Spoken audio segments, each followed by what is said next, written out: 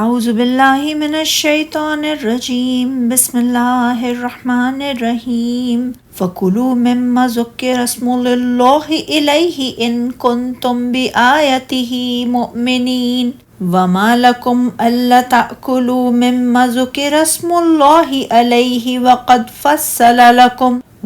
فَصَّلَ لَكُم مَّا حَرَّمَ عَلَيْكُمْ إِلَّا مَا اضْطُرِرْتُمْ إِلَيْهِ وَإِنَّ كَثِيرًا لَيُضِلُّونَ بِأَهْوَائِهِمْ بِغَيْرِ عِلْمٍ إِنَّ رَبَّكَ هُوَ أَعْلَمُ بِالْمُعْتَدِينَ۔ چنانچہ تم اس جانور کا گوشت کھاؤ جس پر اللہ کا نام پڑھا گیا ہو،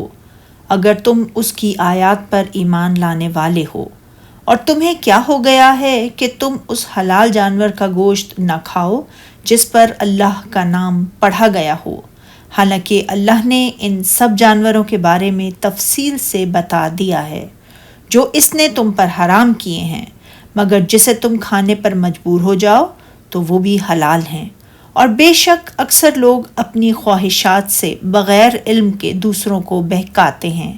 بے شک آپ کا رب حد سے گزرنے والوں کو خوب جانتا ہے۔ اللہ تعالیٰ نے اپنے مومن بندوں کے لیے اس بات کو جائز قرار دیا ہے کہ وہ ان جانوروں کو کھا سکتے ہیں جنہیں اللہ تعالیٰ کے نام سے ذبح کیا گیا ہو۔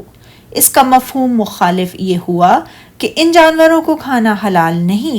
جن پر اس کا نام نہ لیا گیا ہو، جیسا کہ کفار قریش مردک جانوروں کے کھانے نیز بتوں کے نام پر ذبح کیے جانے والے جانوروں کے کھانے کو بھی حلال سمجھتے تھے۔ پھر اللہ تعالیٰ نے ایسے جانوروں کے کھانے کی ترغیب دیتے ہوئے فرمایا جس پر اللہ تعالیٰ کا نام لیا گیا ہو، اور سبب کیا ہے کہ جس چیز پر اللہ کا نام لیا جائے تو تم اسے نہ کھاؤ، حالانکہ جو چیزیں اس نے تمہارے لیے حرام ٹھہرا دی ہیں وہ ایک ایک کر کے بیان کر دی ہیں، یعنی جن چیزوں کو اس نے حرام قرار دیا ہے انہیں خوب واضح طور پر بیان فرما دیا ہے، مگر اس صورت میں کہ اگر تم ان کے کھانے کے لیے ناچار ہو جاؤ، یعنی اضطراری حالت میں جو بھی مل جائے اسے کھانا حلال ہے۔ پھر اللہ تعالیٰ نے مشرکوں کی جہالت کو واضح کرتے ہوئے فرمایا وہ اپنے فاسد رائے کے مطابق مردہ اور ان جانوروں کو کھانا بھی جائز سمجھتے ہیں جن پر غیر اللہ کا نام لیا گیا ہو۔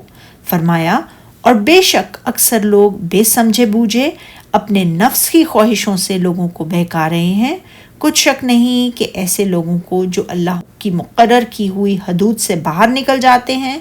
آپ کا پروردگار خوب جانتا ہے، یعنی وہ ان کی سرکشی، کذب اور افتراء پردازی کو خوب جانتا ہے۔ سبحانک اللہم و بحمدک اشہد ان لا الہ الا انت استغفرک و اتوب الیک۔